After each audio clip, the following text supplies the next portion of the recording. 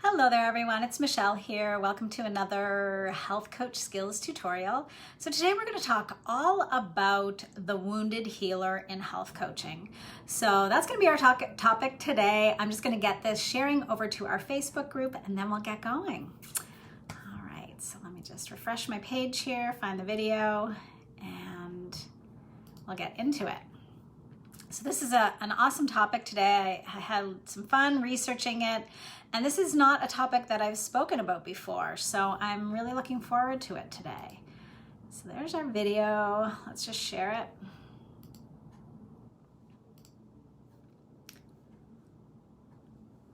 And there we go. Post. Awesome. Alrighty, so welcome everyone. It's Michelle McLean here with another Health Coach Skills tutorial. And today I want to talk all about this idea of the wounded healer in health coaching. And so why this came up for me is that I listen to a lot of health coaching students tell their stories. So, from a marketing perspective, telling their stories to share on their websites, in their marketing materials. And what I hear a lot are these wounded healer type stories. So that's really what inspired me to talk a little more about this, how the wounded healer can actually work in health coaching, how it can be a little problematic. And so today I just want to talk a little bit about the archetype, where it came from, share sort of how it can work, what are those problems that can arise with it, and I've got some do's and don'ts to share with you today. So hey folks, thanks for tuning in. Hey Amy, hey Jenny, I'm glad you could tune in today. So if you are a health coach who is working on your bio or your story, if you are someone who sort of presents yourself as a healer, or if you sort of feel like, I know I hear this a lot with health coaching students, that they feel like, I'm not far enough along in my health journey, so how can I help others? So a little bit of that, I'm not healed yet, so how can I help? So all of those are kind of intertwined into this wounded healer type archetype. So that's what I want to talk about today. I've got some notes here, and if you have any questions along the way, please just post them in the comments, and hopefully I'll be able to see those. If not, I'll just answer them after for you. So what I want to talk about first is just, where does this idea of this wounded healer come from? It began with psychologist Carl Jung, and he really coined the idea that, therapists are compelled to treat patients because the therapists themselves is wounded in some way. And when we talk about that wound, that could be a mental health crisis, that could be a disease, an illness, a trauma, just any of those things that can happen in our life to, in terms of just an experience that we've had. So research actually shows that 73.9, so almost 74% of counselors and psychotherapists have actually experienced some sort of wound or trauma in their life that led to their career choice, right? They've gone through something in their own life, and now they want to help others with a similar thing. So it becomes a lot of the desire, what compels us to do this work. And of course, we're talking here about health coaching, not talking about therapists and counselors, but I think the similar thing applies here for sure. So yeah, this whole idea, we've gone through something in our lives and now we want to help others. So it really does help us as health coaches identify our niche, our ideal clients, who we want to work with, the type of things that we focus on. It really can be used in a lot of different ways in health coaching, and we'll talk more about that. So from a marketing perspective, we're sort of taught that a great story to tell as we present ourselves in the world as health coaches, are these stories that are kind of that rock bottom to perfect health, sort of those makeover stories. We hit a low point, we have a crisis, an illness, a disease, some sort of experience in our life.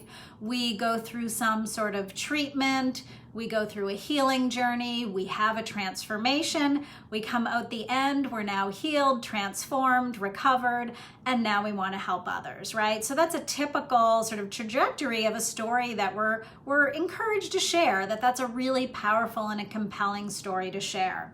So We do. We share these stories on our websites, on our about pages. We share them in our social media and our marketing materials.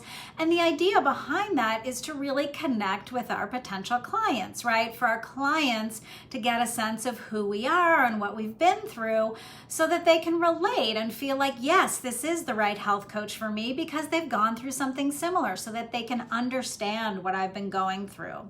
So this is all about and coming from the place of we share these stories to help our clients understand that we know and can relate to their pain and their suffering and what they're going through. So these real life experiences that we've had really, forms that fuel that drives and motivates and inspires us, again, to want to become health coaches and want to help others. So it can bring some really good perspective. It can bring compassion and empathy for our clients that we know as health coaches are really some of those key qualities and characteristics for us to have.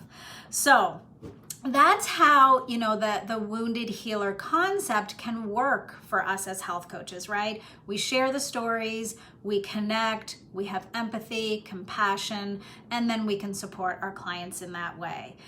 But it does not mean that you have to be wounded in some way or have had some sort of experience like that in order to be a health coach or in order to be compassionate and empathetic towards our clients. Because we've all gone through something, right? We can all identify with pain and suffering. And so whether we've gone through something identical to our clients or that specific wound or trauma or experience is kind of beside the point, because I think if you're drawn to health coaching, if you're drawn to do this kind of work, chances are you do understand pain and suffering. You do have compassion and empathy because, I don't think you'd be in this work if you didn't have that. So that's the way that, when we think about those stories, it's all about that connection, that relatableness, that understanding that really helps in our work as health coaches. But there are some ways that this wounded healer idea within health coaching can also be problematic. And I just wanted to share with you a couple of those ideas just to make sure that you are not allowing this to, come in and be a blind spot or a trigger for you in your own coaching. So the first thing, that we do really have to, I think, reiterate and be reminded of is that we are not therapists or psychologists or counselors, right? We're health coaches. So we are not actually helping our clients heal these wounds. So that's, where a lot of the problem can come in that I see is that coaches want to share these stories and then they think they're going to go and heal their clients. So we don't help our clients heal their wounds. Actually, that word healing and heal is not really used in coaching. If the client needs healing in that way, we would probably refer them out. So healing is not within our scope of practice.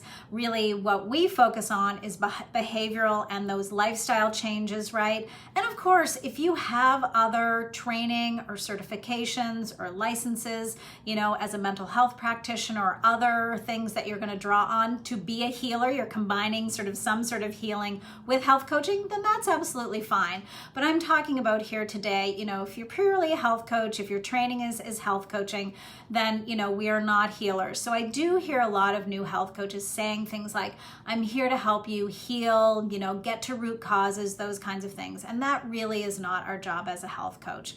So again, it's not about me, the coach, helping my client heal their inner wounds. Of course, as we know with everything in coaching, it's about the client doing their own work, right? So if they need healing in that way, we would probably refer them out. So that's really the first point I want to make. We're not therapists, we're not counselors, we're not working in the space of healing.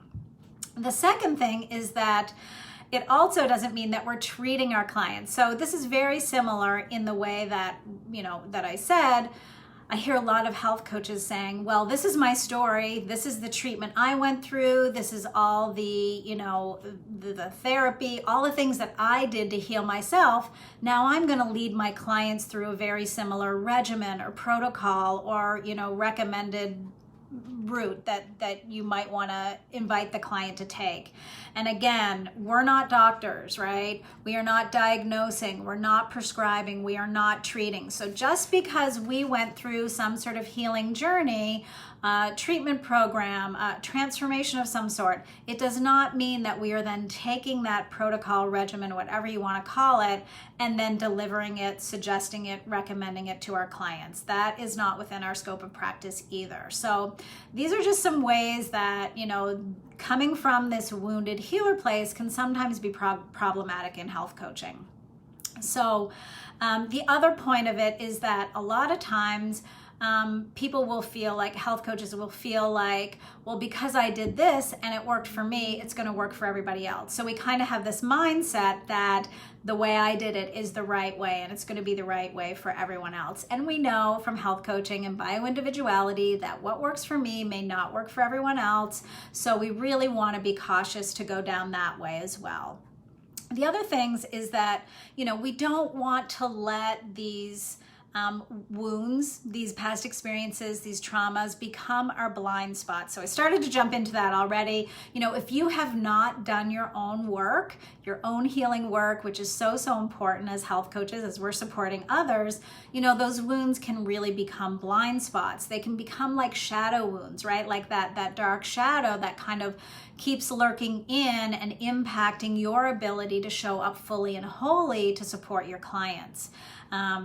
So if you never do your own work to really heal on those deeper levels, right? Maybe, needing your own therapist, your own counselor, whatever that work might be for you, you might also just feel inferior, like you're broken, like you're not whole. So you're not really fully able to step into the full role of health coach and support your clients. So we want to be clear and just make sure that, these wounds, life's experiences are not kind of creeping in and impacting our ability to coach.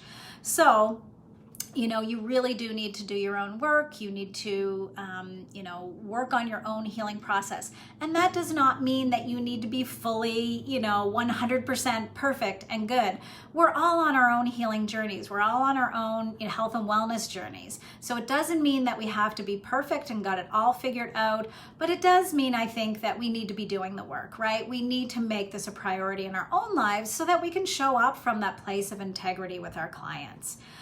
The other thing, in terms of blind spot is that if you then end up working with clients who have gone through something that you have, like a particular, trauma or wound or something like that, those can also show up when you're doing your work with the client as triggers, right? You may get triggered as you're listening to other people's stories. So you might get triggered and, bringing up things from your own past that are, again, going to impact your ability to be fully present, to be there wholly for your clients. So we want to watch that those wounds, those life's experiences don't become blind spots for us in our own coaching.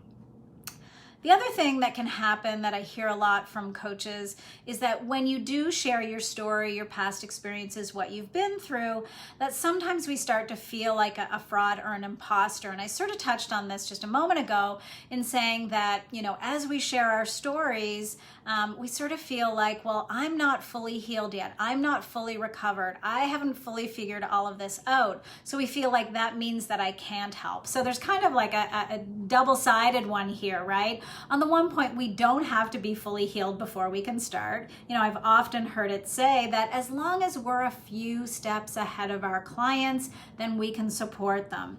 And again, that we have to look at it from the perspective of we still need to be doing our own work, right? We still need to be working on this stuff so that it doesn't become those blind spots, as I mentioned. The other point is that, we can really only ever take our clients as far as we're willing to go, right? If you're not willing to do your own work, to do that deep work, to heal yourself, then you're probably not going to be able to take your client that far either, right? So we can only ask our clients to go as far as we're willing to go, right? So there's kind of that double-edged piece with this. So as long as you're working on your own health and well-being and you're standing in integrity with that it's a priority for you, then I absolutely feel that you can support clients in their own journeys. So based on all of that I've shared today, I've kind of compiled some do's and don'ts when it comes to this wounded healer archetype in health coaching. What are some things that we can do and what are some things that don't really work? So Under the do's, definitely do your own healing work, right? Make that a part of your life. If you have traumas, wounds, things that, aren't, that you haven't dealt with yet, you don't want to allow them to be those blind spots to impact your ability to be a good health coach. So do your own healing work. You can absolutely use your story and what you've been through to create that connection, that understanding, that rapport, that relatableness with your clients. Absolutely use it in that way. Do use your stories to help inform who your ideal clients are going to be, who you want to work with, if that feels right for you. Absolutely, we can draw on that. Based on what I went through, I want to work with other people who are going through similar things. That's the way we can use these stories. Do 100% stay in the scope of practice as someone who is supporting a client with behavioral and lifestyle change, right? We are not medical experts. We are not therapists. So do not verge into that territory. And then, of course, do refer your clients out if you feel they need that additional support on their healing journey. So those are some of the don'ts. Those are the do's. Now I'll get to the don'ts. So the don'ts would be, don't use your own health and wellness journey as a treatment plan, as I described, right? Just because what you did worked for you does not mean that you can recommend that to anyone else. Again, we're not in the business of treating or healing, right? We're not doctors.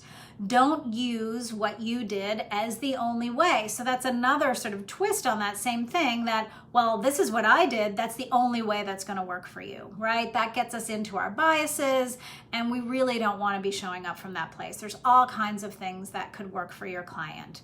So then don't let your biases and your triggers enter the coaching relationship, and that's all going to, resolve itself as you do your own work. And then don't heal or treat. So I think I've said that a couple of times for sure. So I hope that gives you just a sense of, as you start to think about your marketing and telling your story out there in the world as a health coach, wanting to connect with those potential clients, absolutely your story can be a really great way to build that connection. And it's also a great way for you to have that empathy, that understanding and compassion for what your clients are going through. Those are the ways that we can use our stories in health coaching. But in a lot of ways, that wounded healer can be problematic when we let it influence our coaching, when we let it become that bias or trigger, when we, use it as the only way, that what we did is the best and the right way. So I hope that's been helpful. Just a little bit of an insight into that archetype to help as you move forward. So if you have any questions about this, let me just double check if there's any questions.